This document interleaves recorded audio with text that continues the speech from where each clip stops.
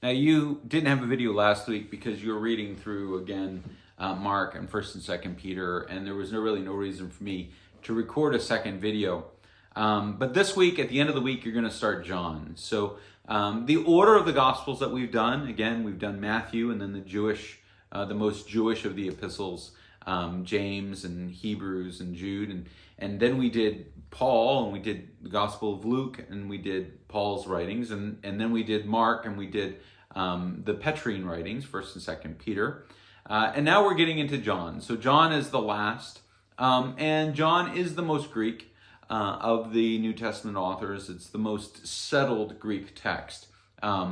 Paul uses Greek ideas and Greek resources, but John actually uses Greek structure, which is why John's gospel looks different than everything else. Now, I have a pet theory about what's called the Johannine literature, which is the Gospel of John, or the fourth gospel, the letters of 1st, 2nd, and 3rd John, and then the book of the Revelation.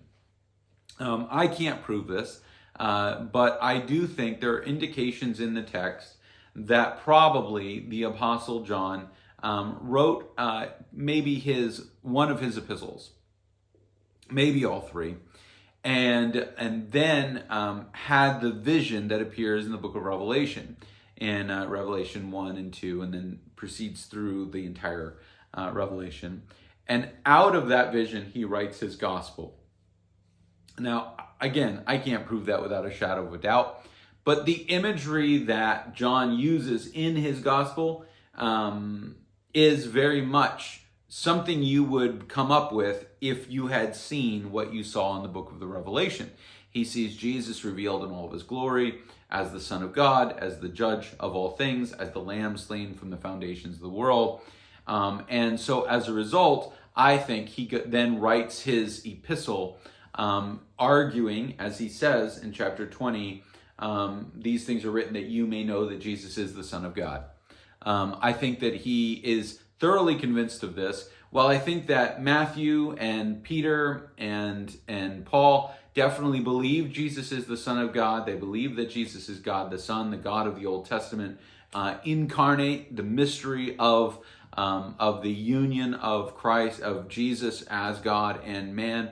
I think that they embrace all of that, but I think that John, because John has had a direct revelation of that, literally seen it, he takes different tactics in discussing the Son of God. So he talks a lot about water. He talks a lot about light. He talks about blindness.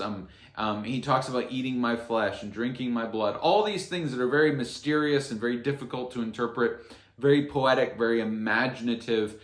I think that flows from John responding to the revelation of Jesus Christ, what we call the book of the Revelation.